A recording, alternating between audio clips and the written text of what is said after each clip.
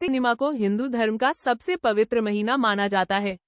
यूं तो पूर्णिमा प्रत्येक मास के शुक्ल पक्ष का 15वां दिन होता है, लेकिन कार्तिक मास की पूर्णिमा का बहुत ही महत्व माना गया है।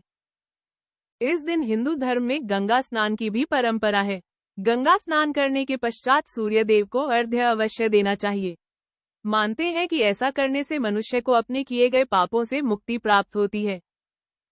इस पवित्र अवसर पर शुद्ध कुमकुम, धूप, कपूर, तुलसी और परिजिता तेल का प्रयोग करके भगवान की पूजा अर्चना करना अत्यंत शुभ माना गया है। कार्तिक पूर्णिमा के दिन स्नान इत्यादि करके गरीबों को कुछ न कुछ दान करना चाहिए। ऐसा करने से उसका 1000 गुना फल प्राप्त होता है। इस दिन बहुत सारे लोग व्रत भी करते हैं। व्रत का संकल्प लिया जाता है और फलाहार किया जाता है। इस दिन भगवान विष्णु और मां लक्ष्मी की पूजा की जाती है। कई जगहों पर भगवान श्री कृष्ण के विग्रह की पूजा की जाती है। इस विशेष दिवस पर भगवान शिव की भी पूजा करने का विधान है, क्योंकि उन्होंने आज के दिन ही तारकासुर नामक राक्षस का वध किया था। इस दिन सूखे मेवों का प्रयोग करना बहुत अच्छा होता है। फलाहार में सिंघाड़ा इत्यादि लेना चाहिए। कई घरों में इस दिन आटे का मीठा चूर्ण भी बनाकर प्रसाद चढ़ाते हैं। चावल या मखाने की खीर का भी प्रसाद चढ़ाते हैं। कई घरों में बिना लहसुन प्याज का साधारण भोजन भी बनाकर खाते हैं। कार्तिक के महीने में उड़द, मूंग, मसूर, चना, मटर, राई खाना भी वर्जित बताया गया है। कार्तिक मास के पवित्र महीने में मांसाहार का सेवन नहीं करना चाहिए। कहा जाता है कि कार्तिक माह में भगवान विष्णु पानी में रहते हैं। कार्तिक पूर्णिमा व्रत कथा। एक पौराणिक कथा के अनुसार तारकासुर नामक एक राक्षस था। उसके 3 पुत्र थे, तारकाक्ष, कमलाक्ष और विद्युमाली। तारकासुर बहुत ही बलवान था।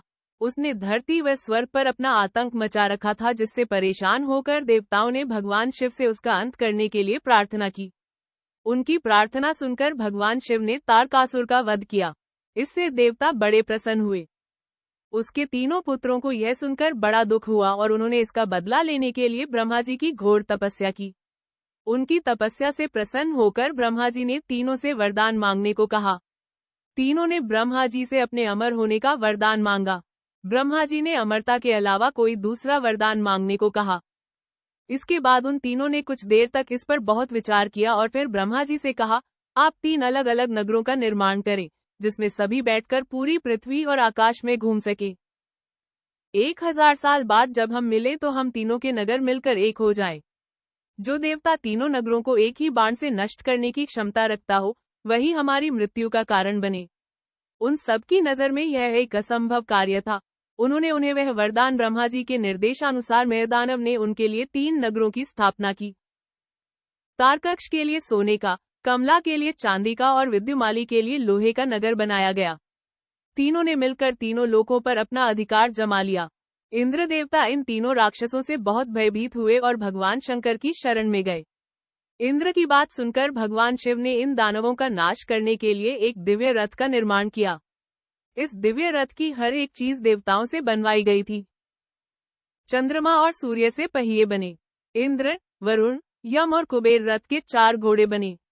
हिमालय धनुष बने और शेषनाग प्रत्यंचा बने। भगवान शिव खुद बाण बने और बाण की नोक अग्निदेव स्वयं बने। इस दिव्य रथ पर भगवान शिव स्वयं सवार हुए। देवताओं से बने इस रथ और तीनों भाइयों के बीच भयंकर युद्ध हुआ। युद्ध करते समय प्रभु लीला से एक ऐसा समय आया जब तीनों रथ एक ही सीध में आ गए। जैसे ही ये तीनों रथ एक सीध में आए, उसी समय भगवान शिव ने अपने बाण छोड़े और तीनों का नाश कर दिया। इसी वध के बाद भगवान शिव को त्रिपुरारी कहा जाने लगा था।